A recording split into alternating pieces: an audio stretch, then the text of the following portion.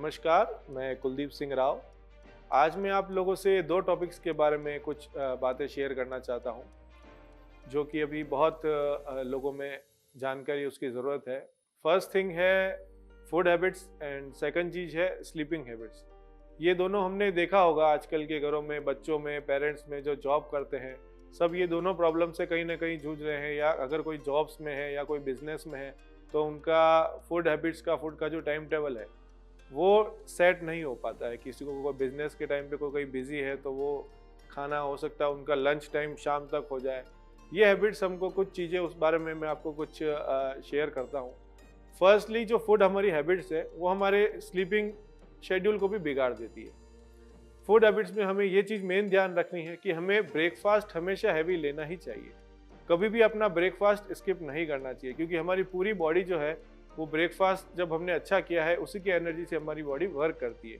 Breakfast हमें ज़रूर करना है, किसी भी कीमत में उसको अवॉइड नहीं करना है।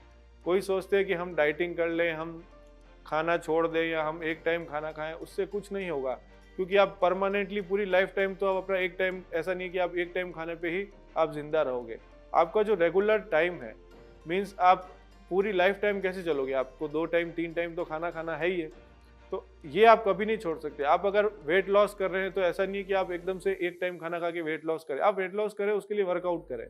वर्कआउट के साथ जो आपका जो खाने का शेड्यूल चलता है, हमें सुबह ब्रेकफास्ट लेना है तो लेना ही है, उसके साथ आप वर्कआउट करें, तो आपका जो वेट लॉस है वो होगा, धीरे धीरे होगा, पर वो परमानेंट रहेगा।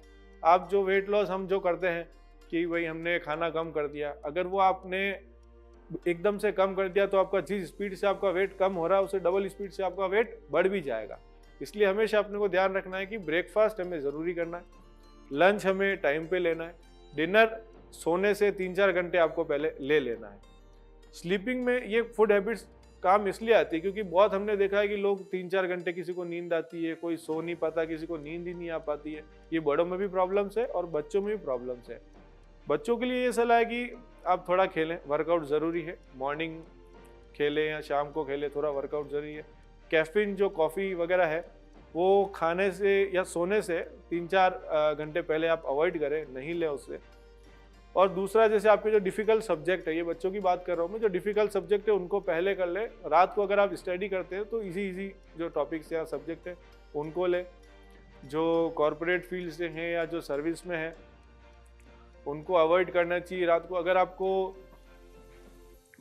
आपको यूज़ करना ही है लैपटॉप, तो आप डिम लाइट में या ब्लू लाइट का स्कैनर आता है वो आप यूज़ कर सकते हैं। उसके अलावा आप शाम को बुक्स लें, और सोने से पहले आप जो घर का आप जब सोते हैं उससे पहले आप एनवायरनमेंट पूरा अच्छे से, एनवायरनमेंट फ्रेंडली मतलब सोना चाहिए। कैसे? जैसे आप फैमिली में हैं तो आप थोड़े टाइम फैमिली में सबको बुला के, जैसे हमने लूडो खेल लिया, चेस खेल लिया, कैरम खेल लिया। फ़ोन सबके पास होता है कि चलो बोलते हैं कि हम लूडो घर में नहीं खेल सकते, फ़ोन पे लूडो चलता ही है, पर एक फैमिली का जो अच्छा टाइम है हम स्पेंड कर सकते हैं साथ में। और सोने से 1 घंटा पहले फ़ोन को बिल्कुल यूज़ नहीं करें, फैमिली के साथ बैठें। अच्छा, लूडो खेलना है, कोई गेम खेलना नहीं, वो भले फ़ोन पे खेल लो, कोई दिक्कत नहीं है, वो फ़ोन पे हम खेल सकते हैं, पर एक अच्छे एनवायरनमेंट में हंसते हुए हमको सोना है। नहीं तो फिर वही प्रॉब्लम्स हो जाएगी, आपको नींद नहीं आ रही है या कोई ना कोई इश्यू हो रहा है। ये सब चीज़ें आपको ध्यान देनी है।